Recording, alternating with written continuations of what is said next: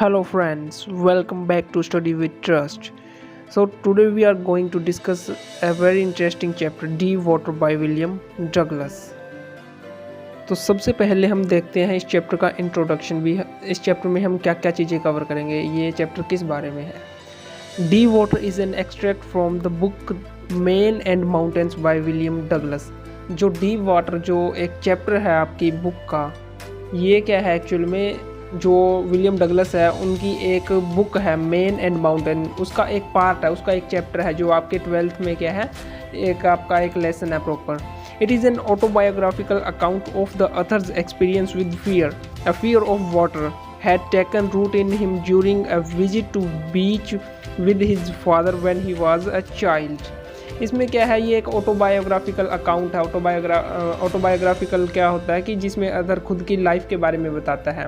तो ये जो लेसन है इसमें अथर अपना एक्सपीरियंस बताएगा, एक डर के बारे में बताएगा जो कि ऑथर विलियम डगलस के मन में बैठा हुआ था। वो डर क्या था? वो डर था अ फियर ऑफ वाटर, यानी कि जो पानी से जो डर लगता है, यानी कि जो ऑथर है उनको पानी से बहुत ज़्यादा डर लगता था। और इस चैप्टर में वो अपना एक्सपीरियंस शेयर करेंगे भी, ये जो डर है वो उसके मन में कैसे बैठ गया और कैसे फिर इस डर से उन्होंने क्या है ओवरकम किया। When he wanted to overcome this fear after some years by learning swimming, he encountered another terrible incident which exposed him to a near death experience. क्या हुआ कि जब बचपन में एक बार वो बीच पर गया अपने फादर के साथ, ऑथर है, तो वहाँ पर एक इंसिडेंट होता है जिसकी वजह से उसके मन में पानी के लिए जो क्या है डर बैठ गया। फिर ऑथर जैसे जैसे बड़ा हुआ, एडल्ट हुआ, तो डिसाइड किया कि वो इस डर को क्या है मतलब निकालेगा मन से, ओवरकम करेगा इस फियर से। तो उसने एक डिसीज़न लिया कि वो स्विमिंग सीखेगा, क्योंकि पानी से डर लगता तो वो स्विमिंग सीख के इसको ओवरकम कर सकता था।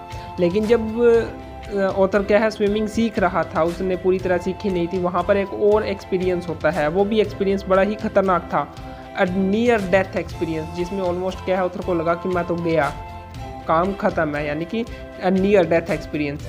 तो इसके बाद वो और ज़्यादा मतलब डरने लग गया पानी से। तो कुल मिलाकर ये सारी बातें करेगा इस चैप्टर में, इसीलिए इसका जो टाइटल है वो आप देखोगे कि इस चैप्टर का टाइटल भी ऐसा ही है, डीप वाटर। तो आगे देखते हैं क्या होता है। Thus having gone through such scary experiences, he feared water deeply.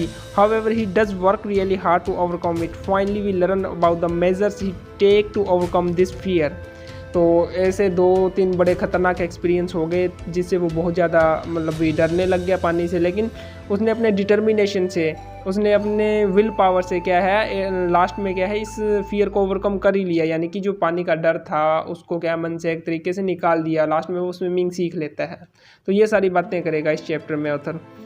सबसे पहले हम देखते हैं समरी, फिर हम बात करेंगे इसकी मेन थीम्स क्या है, इसका क्रिटिकली एनालिसिस करेंगे।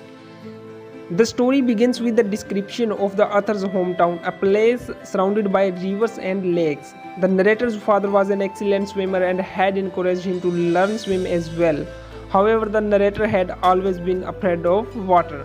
जब कहानी अपनी शुरू होती है तो कहानी के शुरू में क्या देखते हैं कि जो ऑथर है, जो अपने राइटर है, उसका होम टाउन है, वो उसका जो होम टाउन है वो कहाँ पर है, एक ऐसी जगह पर है जिसके चारों तरफ बहुत सारी रिवर्स और लेक्स है, चारों तरफ नदियाँ और झीलें हैं, ठीक है। और जो नरेटर के फादर हैं वो क्या है बहुत ही अच्छे स्विमर है, उनको स्विमिंग बहुत अच्छे से आती है और उन्होंने ऑथर को इनकरेज किया था कि वो भी स्विमिंग है वो सीख ले। लेकिन जो अपने नरेटर हैं, जो ऑथर है, उनको क्या हमेशा से ही पानी से क्या है डर लगता है। The author started fearing water since the age of 4. It starts when he was visiting California with his father. He visits a beach where a wave knocks him down and sweeps over him. तो ये जो डर कैसे बैठा writer के मन में, जो डर है पानी का वो कैसे बैठा, वो इसके बारे में बात करता है। जब वो 4 साल का एक छोटा सा बच्चा था तो वो अपने फादर के साथ कैलिफोर्निया बीच पर जाता है, ठीक है। तो वहाँ पर क्या होता है, बीच पर जब कैलिफोर्निया में होता है तो वो 4 साल का छोटा सा बच्चा, एक लहर आती है, एक वेव आती है, वो उसको नॉक डाउन कर देती है, उसको गिरा देती है और पानी उसके ऊपर से चला जाता है। यानी कि एक 4 साल का छोटा सा बच्चा है जिसको क्या है पानी ने एक तरीके से धक्के से गिरा दिया हो, उसके ऊपर से पानी चला गया हो, तो वो कितना ज़्यादा डर जाएगा। तो सेम चीज़ होती है ऑथर के साथ, वो बहुत ज़्यादा डर गया पानी से। फिर क्या होता है, after that when the author is 11 years old he experience another incident which eclipsed his fear. फिर इसके बाद में जब वो 11 साल का था तो उसके बाद एक और इंसिडेंट होता है जिसने इसके जो राइटर के मन में पानी का डर था उसको और ज़्यादा बढ़ा दिया। तो उस एक्सपीरियंस के बारे में भी हम बात करेंगे कि वो दूसरा एक्सपीरियंस क्या था। When he was 10 or 11 years old, he had decided to learn swimming at the YMCA pool because he felt that place was safer than the Yakima River in which accidental drowning were common. तो अब author ने क्या decide किया, 10 या 11 साल की as में वो कहता है कि मैं स्विमिंग सीखूंगा। और उसने स्विमिंग सीखने का निर्णय जो डिसीजन है वो कहाँ पे लिया, YMCA करके कोई पूल था वहाँ पर। वो सोचता भी मैं यहाँ पर स्विमिंग सीखूंगा क्योंकि वहाँ पे कोई याकिमा रिवर भी थी, लेकिन वहाँ पर काफ़ी ज़्यादा डेंजरस सिचुएशन थी। वहाँ पे बहुत सारे ऐसी मतलब एक्सीडेंट्स होते थे जिसमें क्या है लोग उसमें डूब जाया करते थे। तो वो सोचता है मैं YMCA जो पूल है वहाँ पर क्या swimming सीखूंगा। Nevertheless, he went to the YMCA pool to learn swimming with a newfound sense of confidence. लेकिन क्या होता है कि वो कभी भी वहाँ पर YMCA जो पूल था वहाँ पर कभी भी फुल कॉन्फिडेंस के साथ नहीं गया। उसमें कॉन्फिडेंस नहीं आया भी हाँ मैं स्विमिंग कर सकता हूँ। उसके मन में अभी भी क्या है वाटर का जो फियर था वो था, मतलब डर था अभी भी। वो स्विमिंग जरूर सीख रहा था लेकिन उसने पहले अपने जो डर है उसको निकाल नहीं पाया था अपने मन से।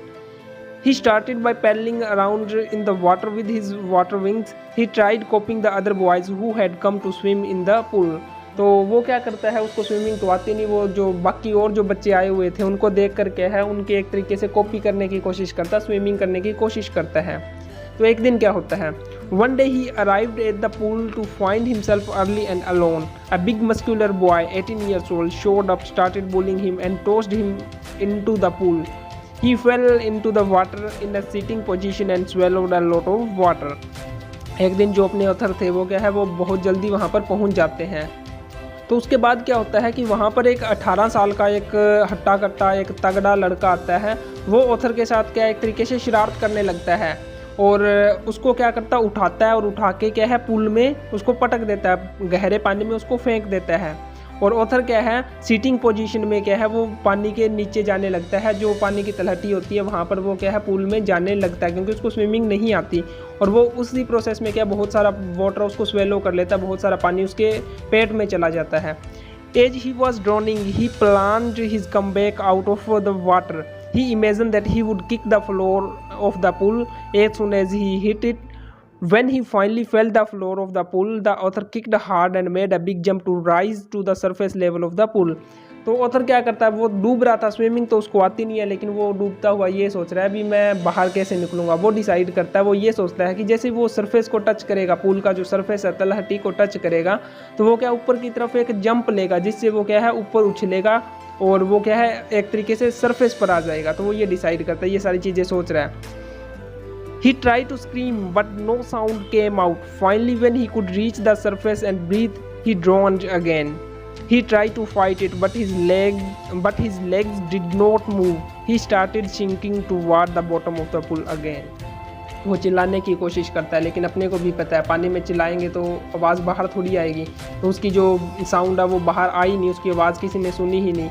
वो सरफेस पर पहुंचता है, सांस लेने की कोशिश करता है लेकिन वो फिर से डूब जाता है। उसका प्लान वर्क नहीं किया। वो सोच रहा था कि मैं सरफेस को जैसे ही बॉटम को टच करूंगा तो फिर से ऊपर आ जाऊंगा सरफेस पे, ऐसा कुछ नहीं होता है। और वो ये खुद को इस सिचुएशन में पाता है कि जैसे उसकी लेग्स है वो मूव ही नहीं कर रही और वो क्या है कंटिन्यूली वो सिंक करता रहता है, वो नीचे की तरफ डूबता रहता है, बॉटम की तरफ जाता रहता है।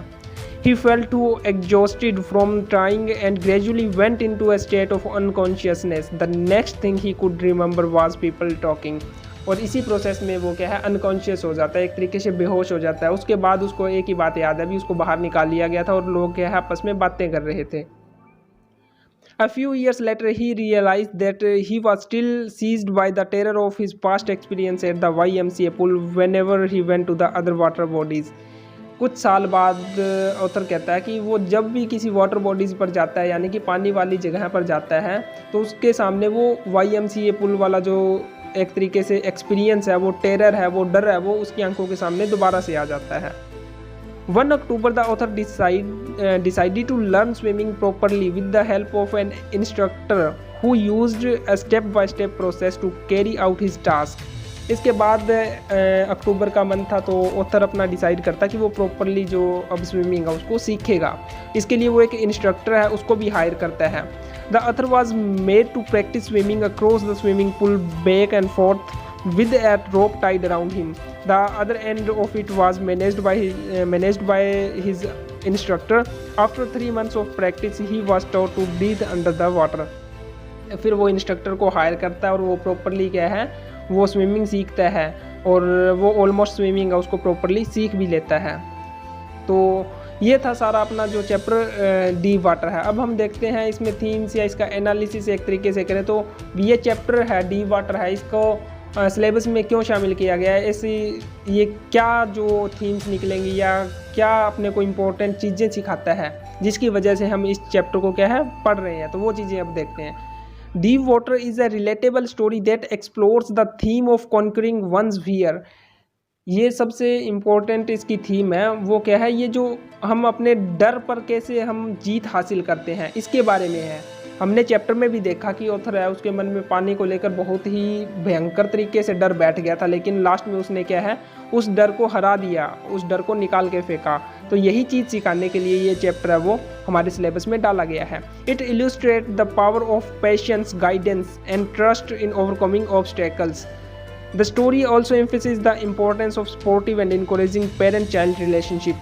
ये जो चैप्टर अपने को दिखाता है कि कैसे हम पेशेंस, प्रॉपर गाइडेंस और जो खुद पर ट्रस्ट है, खुद पर विश्वास करके चाहे कितने भी जो ऑब्स्टेकल्स आए, कितनी भी बाधाएं आए, उन पर हम क्या है एक तरीके से उन पर विजय हासिल कर सकते हैं। इसके अलावा एक चीज़ पर और एम्फेसिस करता है और जोर देता है, वो क्या है, importance of supportive and encouraging parent child relationship. यानी कि जो पेरेंट्स होते हैं उनका जो अपने बच्चों के लिए जो उनका सपोर्ट और जो उनको इनकरेजमेंट जो प्रॉपर है वो क्या है वो चीज़ करनी ज़रूरी है। इस चीज़ के बारे में भी अपने को ये चैप्टर है सिखाता है।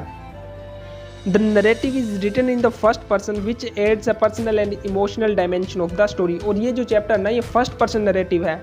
अब फर्स्ट पर्सन नरेटिव क्या होता है कि इसमें ना कोई करैक्टर नहीं है, ये कोई कहानी या कोई प्ले नहीं है जिसमें बहुत सारे करैक्टर हैं। इसमें जो ऑथर है वो खुद बोल रहे हैं। फर्स्ट पर्सन वो होता है जब मान लो मैं अपना एक्सपीरियंस खुद से बता रहा हूँ, खुद शेयर कर रहा हूँ, तो वो फर्स्ट पर्सन एक्सपीरियंस है। तो ये भी जो अपना चैप्टर है डीप वाटर, इसमें विलियम डगलस खुद इसको नरेट कर रहे हैं।